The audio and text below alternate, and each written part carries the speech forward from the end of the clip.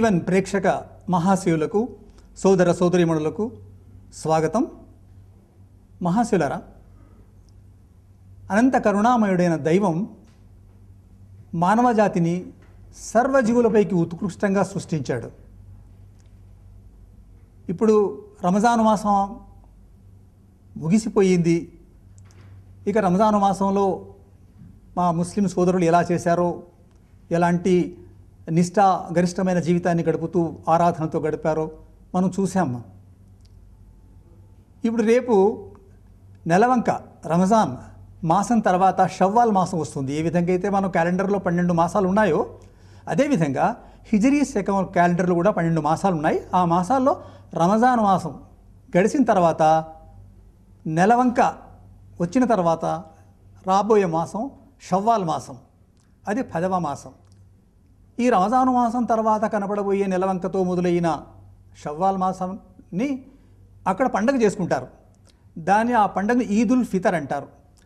మామూలుగా రంజాను మాసంలో ఇవన్నీ ఆరాధనలు ముగియడం వల్ల దాన్ని రంజాను పండుగ అనే ఒక అలవాటు ప్రకారంగా పడిపోయింది. కానీ రంజాను పండుగ కాదు.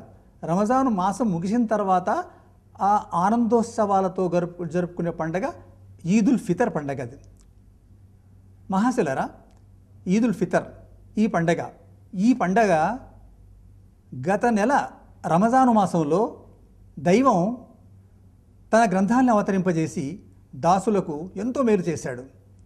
ఇహపర జీవన ముక్తి మోక్షాలను ప్రసాదించే రుజుమార్గాన్ని చూపించాడు దైవం. ఆ రంజాను మాసంలో ఉపవాసాలు, ఉపాసనాలు, మరి ఎన్నో ఆరాధనలు, ఏతికాఫ్ ఆరాధన, అలాంటి ఎన్నో ఆరాధనలు జరిగాయి.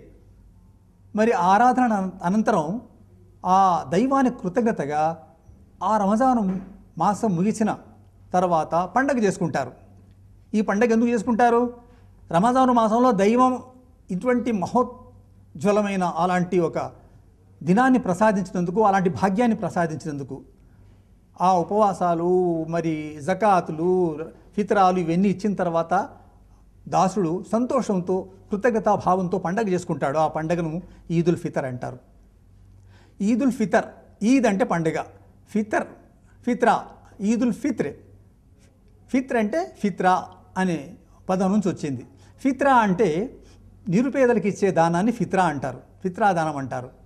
నిరుపేదలకు ఆనాడు ఫిత్రా దానం ఇవ్వాలి. ఎంత కోటీశ్వరుడైనా, ఎంత భోగభాగ్యాల్లో ఓలలాడేవాడైనా, ఎటువంటి ధనవంతుడైనా కానీ ఆనాడు మరి తన నమాజ్కు వెళ్లే ముందు పేదవాళ్ళకి ఫిత్రా ఇవ్వాలి, ఫిత్రా దానం ఇవ్వాలి. ఈ ఫిత్రా దానం ఏమిటి? ఆ ఫిత్రా దానము కుటుంబ సభ్యులలో ప్రతి ఒక్కరి మీద ఒక నిర్దిష్టమైన మొత్తాన్ని, ఎందుకంటే ఒక 2.5 కిలోల గోధుమలకు సరిపడా, గోధుమలు కానీ ధాన్యం కానీ లేకుంటే వాటికి సరిపడా మొత్తాన్ని నిరుపేదలకు ఇవ్వాలి. ఎందుకు ఇవ్వాలి నిరుపేదలకు? సమాజంలో నిరుపేదలు కూడా పండగ చేసుకోవాలి. పండగ కేవలం ఉన్నవాళ్ళు చేసుకోవటమే కాదు, నిరుపేదలు కూడా మన వెంట ఉన్నారు. వాళ్ళు ఈ సమాజంలో భాగం. వాళ్ళు లేకపోతే వాళ్ళతో కలుపుకునే ఈ మానవ సమాజం, వాళ్ళని మనం తీసేయలేము. కాబట్టి ఆ నిరుపేదలకు దానం ఇవ్వాలి. ఆనాడు వాళ్ళు కూడాను ఈ ఎంతో ఉత్సాహంగా పండుగలు చేసుకుంటున్నారు కదా, కొత్త గుడ్డలు తొడుగుతున్నారు, మరి ఎన్నో మంచి షట్ర శోపేద భోజనాలు ఏర్పాటు చేసుకొని తింటున్నారు. అందరూ ఈద్ ముబారక్ అంటూ చెప్తున్నారు. అంత పండగ కోలాహలం ఉంది. మరి వాటిలో భాగం వాళ్ళు కూడా భాగం పంచుకోవాలి. వాళ్ళని మనం తీసేయలేం. కాబట్టి వాళ్ళు కూడాను ఈ పండుగ చేసుకోవటానికి ఆ చేసిన దానాన్ని ఫిత్రా దానం అంటారు. ఆ ఫిత్రా దానం కుటుంబ సభ్యుల మీద ఆ మొత్తాన్ని, ఎంతవరకంటే కుటుంబ సభ్యులంటే ఆ కుటుంబంలో ఆనాడు ఉదయం ఏదో ఒక నర్సింగ్ ఒక చిన్న బాబు పుట్టాడనుకోండి, ఆ బాబు మీద కూడా తీయాలి ఆ దానాన్ని. మొత్తం ఆ కుటుంబ సభ్యుల మీద తీసిన ఆ దానాన్ని పేదలకు ఇవ్వాలి. దాన్ని ఇచ్చిన తర్వాతనే ఏదైతే రంజాను మాసంలో ఎన్ని ఆరాధనలు చేశారో, ఎన్ని ఉపవాసాలు చేశారో, మరి ఎన్నెన్ని దాన ధర్మాలు చేశారో, ఎన్ని ఫిత్రా దానాలు చేశారో, మరి ఎన్ని జకాత్ చేశారో, ఏమైతే రాత్రంతా ఆరాధనలో గడిపారో అలాంటి మొత్తం మాసమంతా, ఆ మాసమంతా ఇటువంటి నిష్ఠా గరిష్ట హృదయంతో ఇలాంటి ఉపవాస వ్రతాలు చేసిన తర్వాత ఆ అన్నిటి యొక్క ఆనాడు ఆ ఫిత్రా దానం నిరుపేదలకు ఇచ్చిన తర్వాతనే ఇవన్నీ దైవం అనుగ్రహిస్తాడు, దైవం దాన్ని స్వీకరిస్తాడు. ఒకవేళ ఇన్ని ఆరాధనలు చేసుకున్నా, రంజాను మాసమంతా ఆరాధనలు చేసుకున్నా, ఉపవాస వ్రతాలు పాటించినా, పండగ నాడు ఆ రంజాను మాసం ముగించి తర్వాత వచ్చే పండగ నాడు పేదలకు ఈ దానం ఇవ్వలేకపోతే రంజాను మాసం అంతా గడిపిన ఆ ఆరాధనలు, ఆ ఉపవాసాలు, ఆ నిష్ఠాగరిష్టమైన జీవితం అంతాను దైవం స్వీకరించడు.